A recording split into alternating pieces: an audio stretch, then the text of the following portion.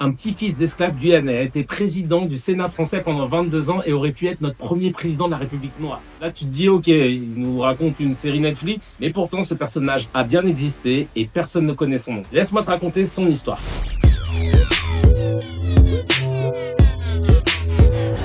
Salut les cracks. Aujourd'hui, je vais vous parler d'un projet qui me passionne depuis très longtemps, depuis plusieurs années maintenant. C'est le projet de ma vie. Il y a 6 ans, j'ai découvert l'histoire incroyable d'un homme qui est devenu mon modèle, ma raison de vivre artistique. Et je vous jure que je pèse mes mots en disant ça. Je vais tout vous raconter, mes galères, mes rêves et surtout pourquoi ce projet est tellement important pour moi. Mais avant, on repart en 2018. Le 23 mars 2018, il est très exactement 11h du matin. Je suis à Paris et j'étais un peu à mon prime, tu vois. Je jouais mon spectacle 5 fois par semaine dans un théâtre parisien. J'avais ma propre émission que je produisais et que je présentais sur Canal+. Je recevais un peu toutes les stars du moment. L'année d'avant, j'avais fait le Marrakech du Rire et mon sketch avait plutôt bien fonctionné. Bref, tout roulait. Mais ce jour-là, j'ai rendez-vous chez mon producteur de spectacle pour lui parler de la tournée qui arrive. 45 dates partout en France, ça s'annonce génial et j'avais envie de parler de l'après. Et là, c'est la douche froide. Il m'annonce qu'il va arrêter le spectacle parce que ça marche pas assez et que je manque de notoriété. J'ai pas de notoriété. À 11h du matin, j'étais le roi du pétrole. À 11h45, ascenseur émotionnel. Tout s'effondre. C'était brutal, sachant que le soir même, je devais aller jouer mon spectacle et faire rire les gens alors que j'avais la boule au ventre, tu vois. Et je voulais plus monter sur scène. Avec du recul, c'était une petite dépression, tu vois. Prise de poids de ouf et tout, bref. Je voulais plus remonter sur scène, pour moi c'était mort. Le seul truc qui m'anime, c'est une comédie musicale qui s'appelle Hamilton. Moi j'ai toujours aimé en fait les comédies musicales. Pour moi c'est un peu l'art ultime, tu vois, de te dire qu'en tant qu'artiste tu peux chanter, danser, faire rire, faire pleurer. Pour moi c'est un truc de ouf. Et là avec Hamilton, je découvre pour la première fois une comédie musicale qui réunit tout ce que j'aime. Le hip-hop et la comédie musicale. Et je me dis ok, s'il y a un truc que je dois faire si je remonte sur scène un jour, c'est ça. Je veux faire une comédie musicale hip-hop. Mais il me fallait un thème. J'avais pas envie de raconter une énième fois l'histoire d'un amour impossible entre deux personnes, etc. Je cherchais vraiment un sujet singulier et là, on me parle d'un homme, Gaston Monnerville. C'est qui? Et j'apprends qu'il aurait dû être notre premier président de la République noire. En France, t'es sûr de toi là? Vas-y, je vais me renseigner, on va voir. Mais j'avais pas anticipé que le « je vais me renseigner » allait durer 5 ans. 5 ans où je découvre la vie d'un homme incroyable et méconnu de l'histoire, méconnu des gens. D'ailleurs, mettez en commentaire ceux qui connaissaient Gaston Monnerville avant que j'en parle. Je vais vous raconter son histoire, elle est incroyable. Gaston Monnerville est né le 2 janvier 1897 en Guyane. Il est petit-fils d'esclave. Son père, lui, bosse à la mairie, mais il s'est fait virer parce qu'il avait pas soutenu le bon candidat. Il y avait déjà des magouilles comme ça à l'époque. Lui, il était plutôt doué à l'école.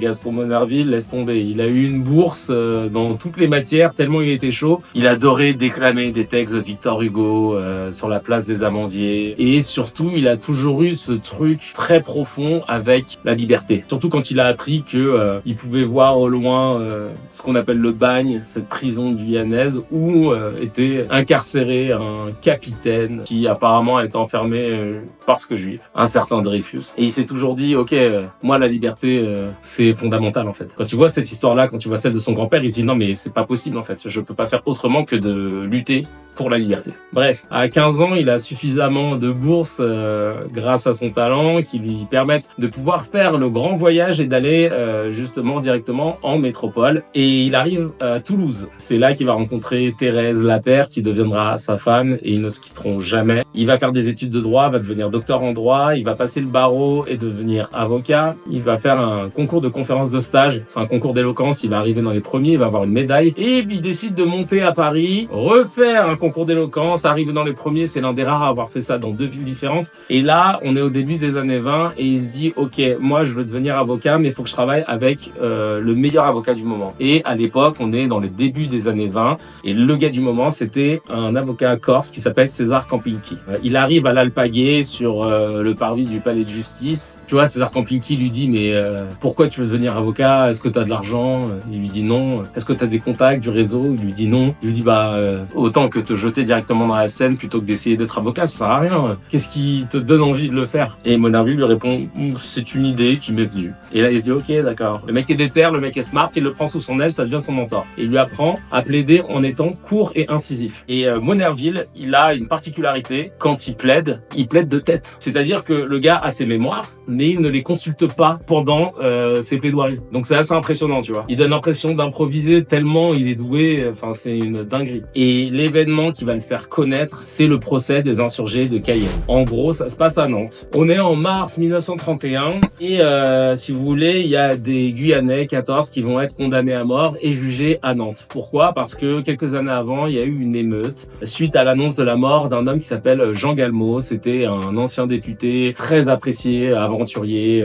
et il décède et on laisse sous-entendre qu'il se serait fait empoisonner. Et là, c'est la goutte d'eau pour les Guyanais parce qu'il faut savoir qu'à ce moment-là, il y avait énormément de corruption, d'élections truquées. Ils en pouvaient plus, donc insurrection. Ils sont dans les rues, ça pille, ça tue. Tous ceux qui sont concernés de près ou de loin avec les manipulations, les fraudes, la corruption. Et puis les enquêteurs français, quand ils sont arrivés, en vrai, bon, il y avait pas de téléphone portable, pas de caméra de surveillance, donc t'as plus de 10 000 personnes qui sont dans la rue et qui ont foutu le sbeul. Eux, ils ont pris 14 Guyanais au pif. Ils ont dit toi et toi, allez hop, on y va. Et ils se retrouvent donc à Nantes pour se faire juger en mars 1931. Et comme ils n'ont pas les moyens d'avoir un avocat, évidemment, on leur donne un avocat commis d'office. Sauf qu'à l'époque, on prenait tous ceux qui étaient arrivés premiers dans les concours d'éloquence. Et coup de chance pour eux, parmi les premiers, il y avait Gaston Monnerville. En plus, ça tombe bien, il est guyanais, c'est trop bien, vous parlez la même langue. Oui, je vous dis ça parce qu'en fait, ils avaient aussi pris des interprètes avant de découvrir que les Guyanais parlaient français, parce que c'est une colonie française. Bref. Et donc, Gaston Monnerville déjà leur achète des sapes. Bah ouais, parce qu'on est en mars, à Nantes, il fait froid, les gars sortent de Cayenne en Guyane, donc il leur achète des sapes, il voulait qu'ils soient bien habillés, tu vois. C'est important pour lui de préserver leur dignité. Et en fait, il va faire la plaidoirie de sa vie. Il va pointer du doigt justement tout l'appareil colonial français en accusant la France de traiter ses colonies comme des plantations, etc. Il va faire un coup de maître pendant sa plaidoirie où en gros le gars, il va pointer du doigt toute la manigance et toutes les falsifications de vote qu'il y a en Guyane. Et il va montrer un registre de vote où il y a son nom, son prénom, comme quoi il aurait voté. Il dit bah voilà, le 22 avril, il semblerait que j'ai voté en Guyane. Or, et j'en appelle à mes confrères ici présents, le 22 avril, j'étais à Paris, où j'avais plaidé la veille et où je devais plaider le lendemain. Et là, tout le monde est là, genre oh non, choqué et tout. Bref, il arrive à les faire acquitter. Scène de liesse de malade, et son nom commence à se répandre partout en France et aussi dans les colonies, et notamment chez lui en Guyane. Et quand il va faire un tour là-bas, il apprend que son daron est décédé, et sur son lit de mort, son daron avait dit ne sois jamais fonctionnaire. Tu sais, il avait le seum par rapport à ce qui s'était passé quand il travaillait à la mairie. Et Gaston, quand il arrive en Guyane, tout le monde crie Timomo, Timomo, c'était son surnom parce que il était petit, voilà. Donc Timomo, tu connais nous les créoles, dès que t'as un défaut, ça devient ton surnom, voilà. Et donc Monnerville revient, scène de liesse, il est accueilli comme Lionel Messi en Argentine, tu vois, et on lui dit vas-y, deviens député de Cayenne. Et lui il dit non, j'ai fait une promesse, je peux pas, non. Et puis finalement il accepte. Il devient député de Cayenne et première chose qu'il fait, c'est l'abolition du bagne en 1933. Il se souvient de cette prison qu'il regardait depuis la plage et il s'est dit que non, il faut qu'on l'abolisse parce que en fait elle ternit l'image de la Guyane et des Guyanais, tu vois. Et puis en 1933, place Trocadéro à Paris, il fait un discours où il dit on voit qu'il y a la montée du nazisme en Europe de l'Est. Il ne faudrait pas que nos frères juifs vivent la même chose que ce que les frères noirs ont vécu. Le gars a annoncé qu'il allait avoir la Shoah, tu vois. C'est important parce qu'il a toujours été tourné vers les autres, tu vois, toujours dans l'intérêt de la liberté. Et il a même dit cette phrase, l'histoire se répète, je dirais même, l'histoire bégaye. Et là, les Allemands débarquent. Lui, il est député, il n'est pas obligé de faire la guerre, mais il demande une dérogation pour rejoindre la marine. Donc, il rejoint la marine sous un pseudo, commandant Saint-Just. Il va faire des missions. Après, il leur arrive une galère sur le port de Merced-Kébir, où en gros, il se retrouve bloqué par la flotte anglaise. Pourquoi? Parce que entre-temps, Pétain annonce qu'il va collaborer avec les Allemands et les Anglais voulaient être sûrs que la flotte française qui était en face d'eux ne soit pas du coup alliée des Allemands. Et donc ils disent à tous les bateaux, dont celui sur lequel se trouve Monnerville, soit vous sabordez vos bateaux, soit on vous tire dessus. Et donc résultat, il a failli mourir. Et puis plus tard, il aurait même dit, et putain c'est tellement bête qu'on n'ait pas utilisé ces bateaux plutôt que de les saborder bêtement juste parce que doute, etc. Alors que ça aurait pu être très utile face aux Allemands. Bref, il arrive à Marseille et là retrouve César Campinki, son mentor. On est en 1941 et César Campinki qui lui aussi lui avait fait une promesse à Monnerville, jamais on fera de politique. Bon, il a été nommé ministre. Comme il n'a pas voulu collaborer, il est parti se réfugier à Marseille. Donc là ils sont trop contents de se retrouver parce que Campinki il avait peur que son petit frère en quelque sorte Monnerville se fasse tuer, tu vois. Et malheureusement après une opération César Kompinski décède, ça a été très dur pour Monnerville. À Marseille, il a troqué les armes pour sa robe d'avocat et il a défendu des juifs dans les tribunaux, et notamment une femme qui avait été condamnée pour ne pas avoir dit qu'elle était juive. Il a réussi à trouver un vice de procédure qui a permis à cette dame de se faire acquitter. Il a même été invité à son mariage et il y a eu une jurisprudence Monnerville qui a permis de faire acquitter pas mal de juifs qui étaient dans la même situation que cette dame. Donc vous avez vu que le gars, que ce soit sur l'eau ou que ce soit dans les tribunaux, le gars est résistant quoi qu'il arrive. Dis-toi qu'il a même fait une manifestation avec des étudiants à l'époque pour pouvoir faire le service militaire parce que les étudiants ultramarins n'avaient pas le droit de faire le service militaire à l'époque et lui il avait fait une manif pour ça. Non, le mec est patriote as fuck. Et en même temps, il oublie pas d'où il vient, il oublie pas que son grand-père était esclave et il en parle très souvent et c'est important pour lui. Et donc pendant toute cette période-là, il retrouve aussi sa femme, Thérèse Monnerville, qui a été ultra active elle aussi. Elle avait rejoint la Croix-Rouge, elle conduisait une des ambulances. Ils ont réussi à faire évacuer des personnes qui étaient en zone occupée pour les faire passer en zone libre, notamment 2 enfants de Félix Éboué. Félix Éboué, c'est un Guyanais ultra smart, qui a fait de grandes études, qui a été le premier gouverneur noir de France, qui a connu Monnerville à l'époque en Guyane. Ils s'étaient déjà croisés. Et un jour, Monnerville retrouve Félix Éboué pour lui dire « Il faut que tu deviennes gouverneur du Tchad pour qu'on puisse fédérer la France libre avec les colonies. » Félix Éboué accepte et il se retrouve à Brazzaville avec le général de Gaulle, où ils vont ensemble mener les troupes de la France libre. Donc les troupes où tu vas retrouver les tirailleurs africains qui viennent du Maghreb ou d'Afrique subsaharienne. Et la suite, vous la connaissez, hein. En fait, il faut savoir que c'est un moment important de l'histoire parce que s'il n'y a pas les troupes de la France libre, les Anglais et les Américains n'étaient pas très chauds à se mouiller, tu vois. Ils étaient plutôt du genre même à se dire venez on négocie. Mais là, d'un coup, on crée un peu du nombre. Ah, en fait, la France, c'est aussi les colonies. Ah, ok, donc ils vont envoyer des combattants. La suite, vous la connaissez. Les tirailleurs africains vont aider la France à combattre. Et puis au moment de la libération, le général de Gaulle va demander aux Africains de dégager. Il fallait pas qu'on montre aux yeux du monde entier que la France ne s'était pas défendue par elle-même, c'est-à-dire entre blancs. Les tirailleurs s'en foutent, ils se disent tant qu'on est payé, c'est pas grave. Donc story short, il y en a plein qui ne seront jamais payés et même certains qui se plaignent de pas être payés au bout de plusieurs mois, notamment à Tiaroy, à côté de Dakar au Sénégal, vont se retrouver fusillés par l'armée française. Voilà. C'est pour remercier, quoi. C'est une technique de management, quelque part, voilà. Donc, la France est libérée. Monnerville devient sénateur du Lot, député.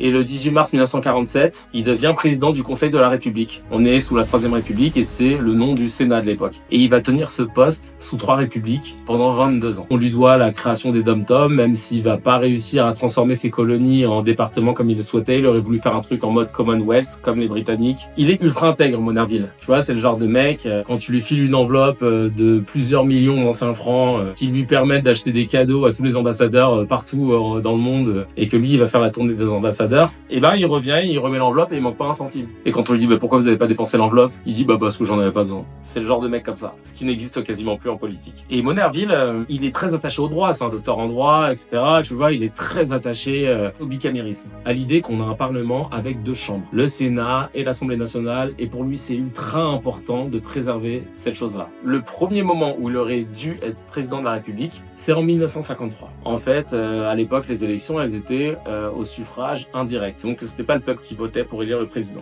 Et tant que t'avais pas de majorité, on faisait un tour, puis un autre, puis un autre. Et normalement, là, on en était au 2e tour, il y avait une indécision, et à ce moment-là, en général, quand il y a une indécision, l'usage voulait que tu puisses permettre au 2e personnage de l'État, à savoir le président du Sénat, de prendre le lead, de prendre les rênes du pays. Et là, Monnerville, il coche toutes les cases, hein. Il est brillant, il est apprécié de tous, son travail n'est plus approuvé. Il coche toutes les cases, sauf une.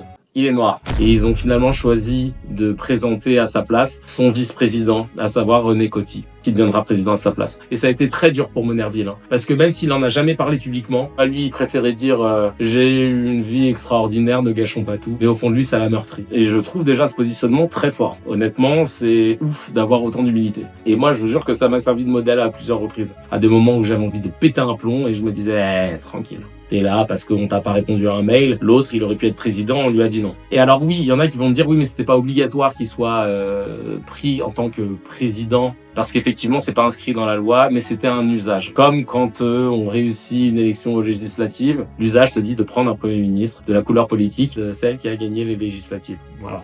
Maintenant, tu captes. Mais c'est pas obligatoire. Bon, bah là, c'était pareil. Ça, c'était la première fois où il aurait dû être président de la République. Et il y en a une deuxième fois où il aurait pu être président de la République. Il va militer pour que De Gaulle arrive au pouvoir. Il aimait bien au début. Là, on est en 58. Ils ont même fait une petite garden party. Et la femme de Monnerville, qui est blanche, Thérèse, est assise à côté du général de Gaulle. Et général de Gaulle regarde Senghor au loin, Léopold Sédar Senghor, avec sa nouvelle femme qui est normande. Et il se penche près de Thérèse et lui dit je sais pas comment cette femme a pu épouser un nègre. Et ce à quoi Thérèse Monnerville lui répond bah écoutez, moi en tout cas, je m'en porte très bien. Et là, il la regarde et il se dit oh le con putain. Oh je suis con putain. Oh la tuile. Bref, au début ça se passe bien entre De Gaulle et Monnerville. Gaston va même faire partie de ceux qui ont chapeauté l'écriture de la 5e République. Et là où ça va merder, c'est en 62, le général De Gaulle veut faire un référendum. Donc il va demander aux Français de voter oui ou non. Est-ce que vous voulez le suffrage universel direct ? Est-ce que vous voulez être en capacité de pouvoir élire le président ? Et Monnerville lui dit bah non, je suis pas contre l'idée du suffrage universel, même si j'ai mes réserves, mais soit. En revanche, si tu veux faire un changement dans la Constitution, tu peux pas passer par là. Là, c'est anticonstitutionnel ce que tu fais.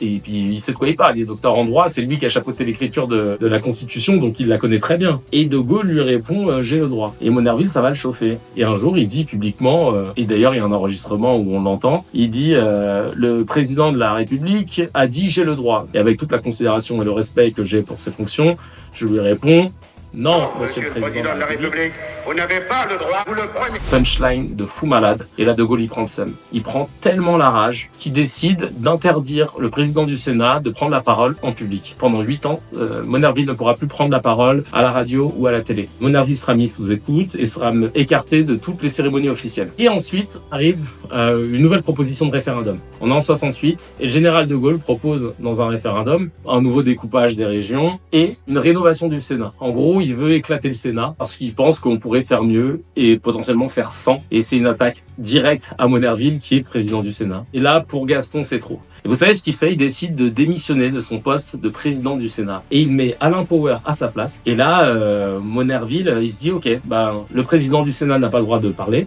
je démissionne, et maintenant j'ai retrouvé la parole. Et après 8 ans, il retrouve la parole dans les médias, et il mène une campagne pour expliquer à quel point De Gaulle fait de la merde. Vous vous rendez compte qu'il sacrifie sa carrière politique, et potentiellement il va se cancel de l'histoire à ce moment-là, juste pour défendre ses convictions. Je connais pas beaucoup de politiques actuellement qui seraient prêts à lâcher un poste à 10 ou 15 000 euros par mois, juste pour des convictions. Je pense que même là, s'il y a des politiques qui m'écoutent, ils doivent être en train de se dire, oula, je pense que là, Kevin, il dit de la merde, ça n'existe pas. Même quand il y a des problèmes, les gars lâchent pas leur poste. Alors imagine-toi quand il y en a pas. Non, non. Et le mec lâche son poste pour défendre ses idées. Et ça va marcher parce qu'en 69, les Français vont répondre non. Et le général de Gaulle va démissionner. Et comme il démissionne, qui prend l'intérim du président, normalement? C'est le président du Sénat. Et là, qui est le président du Sénat? C'est plus Monnerville parce qu'il avait démissionné quelques mois avant. Gaston Monnerville va finir sa vie en tant qu'avocat, le mec lâche pas l'affaire, il va rejoindre le Conseil constitutionnel, la Ligue de défense des droits de l'homme. Conseil constitutionnel qui va lui donner raison quelques années plus tard.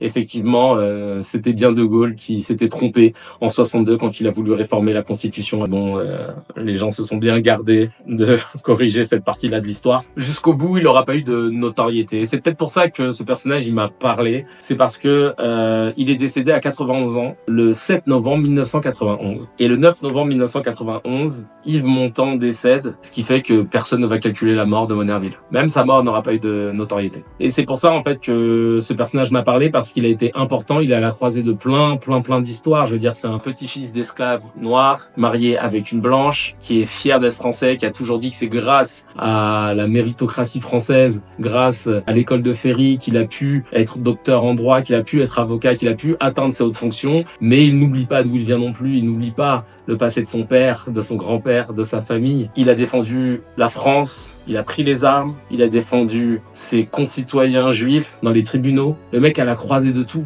Ça devrait être un modèle dans notre histoire et c'est pour ça que j'ai envie de le réhabiliter, tout simplement. Je veux que la comédie musicale que je suis en train d'écrire sur Gaston Monnerville depuis toutes ces années, je veux qu'elle soit inscrite dans notre patrimoine, dans le sens où, pas pour ma postérité à moi, mais pour la sienne. Tu vois, j'ai envie que plus tard, dans 10 ou 15 ans, les gamins, pour leur spectacle de fin d'année, ils soient là en train de dire « Ouais, on va faire Monnerville pour le spectacle. Vas-y, moi je veux faire César Campinki. Ah, moi je fais Thérèse. Ah, moi je veux faire Gaston. Moi je vais faire De Gaulle. » Tu vois, je veux vraiment créer ce truc-là parce que c'est notre histoire, tout simplement. Alors, pour travailler cette comédie musicale, j'ai commencé le piano à 30 ans. Là, j'en ai 36. avec un prof, Yann Guillon. Quand je suis arrivé et que je lui ai dit que je voulais apprendre le piano pour faire une comédie musicale, il m'a dit ok, d'accord. Mais force est de constater que je lui ai prouvé que j'étais déter et à raison de 1 heure par semaine avec lui et 45 minutes, voire 1 heure par jour à m'entraîner. De fil en aiguille, j'ai réussi à créer mes premières compos, à écrire mes premières chansons avec l'aide notamment de mon pote Emric et qui est l'écrivain et sa plume incroyable. Merci 1000 fois frérot. J'ai découvert un milieu que je connaissais pas, le milieu de la comédie musicale. Je vais voir tous les spectacles musicaux possibles et inimaginables, que ce soit dans des salles de 30 places, que ce soit dans des salles de 2000 places, que ce soit à Londres, que ce soit à New York. J'envoyais des messages à tout le monde, j'essayais de rencontrer tous les gens qui bossaient de près ou de loin dans ce milieu. Bref, je me suis investi à fond, à tel point que j'ai pu même remettre un prix au trophée de la comédie musicale, tellement je les avais saoulés. Ils se sont dit, ok, ce mec-là, il aime la comédie musicale. Et c'est pour ça que je vous parle de tout ce projet aujourd'hui qui dure depuis très longtemps. Ce projet m'a permis de montrer aux gens que c'est pas parce que je maîtrisais pas un instrument de musique,